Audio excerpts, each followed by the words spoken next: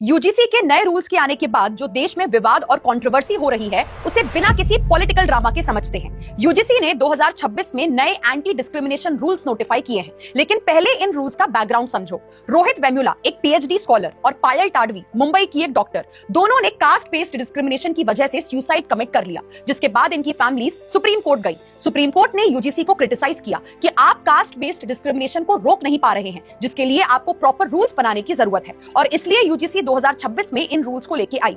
ये रूल्स किस पर लागू होंगे? देश के सभी कॉलेजेस, इंस्टीट्यूट्स और यूनिवर्सिटीज पर। अब ये नए रूल्स कहते क्या हैं? पहला तो इसमें कास्ट बेस्ड डिस्क्रिमिनेशन की डेफिनेशन दी गई है, मतलब किसी भी एससी, एसटी, ओबीसी कम्युनिटी के पर्सन के साथ अगर सिर्फ उनकी कास्ट या ट्राइब के बेसिस पर भेदभाव होता है तो वो कास्ट बेस्ड डिस्क्रिमिनेशन माना जाएगा।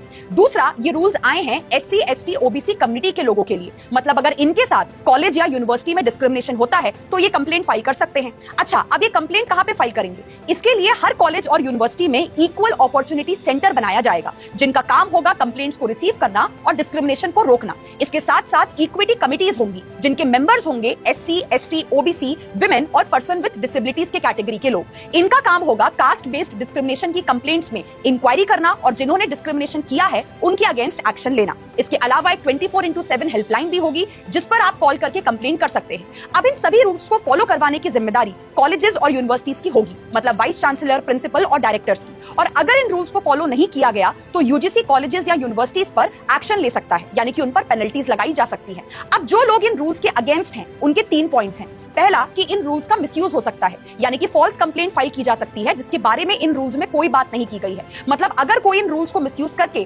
फॉल्स कंप्लेंट फाइल करता है तो उसे पनिश नहीं किया जाएगा। दूसरा, कि इन रूल्स में से जनरल कैटेगरी वाले स्टूडेंट्स को बाहर क्यों रखा गया है, मतलब अगर उनके साथ डिस्क्रिमिनेशन हुआ या उन्हें परेशान किया गया तो वो इन रूल्स के अकॉर्डिंग कंप्लेंट फाइल नहीं कर सकते हैं। तीसरा, कि जो कंप्लेंट्स कमेटी बनाई गई है उसमें जनरल कैटेगरी के स्टूडेंट्स का रिप्रेजेंटेशन क्यों नहीं है, और इसलिए इन रूल्स को चैलेंज करते हुए सुप्रीम कोर्ट में 2 पिटीशंस फाइल हुई हैं। पिटिशनर्स का भी यही कहना है कि क्या कास्ट बेस्ड डिस्क्रिमिनेशन सिर्फ एससी, एसटी, ओबीसी के साथ होता है? मतलब अगर कोई non SC, ST, OBC person है और उसके साथ कास्ट डिस्क्रिमिनेशन हुआ तो उसके पास इन रूल्स का प्रोटेक्शन नहीं है, तो ये रूल्स जनरल कैटेगरी के स्टूडेंट्स को प्रोटेक्शन क्यों नहीं दे रहे हैं? पिटीशन में डिमांड किया गया है कि कास्ट बेस्ड डिस्क्रिमिनेशन को कास्ट न्यूट्रल रखा जाए, ताकि हर एक इंसान को प्रोटेक्शन मिल सके, चाहे वो किसी भी कास्ट से बिलोंग करता हो। अब देखना यह होगा कि सुप्रीम कोर्ट इस पर क्या स्टैंड लेता है। वैसे यूजीसी के 2026 के ये रूल्स बने तो डिस्क्रिमिनेशन रोकने के लिए थे, बट लग रहा है कि अब ये खुद एक तरह का डिस्क्रिमिनेशन कर रहे हैं। आपका क्या सोचना है कमेंट सेक्शन में जरूर बताइएगा।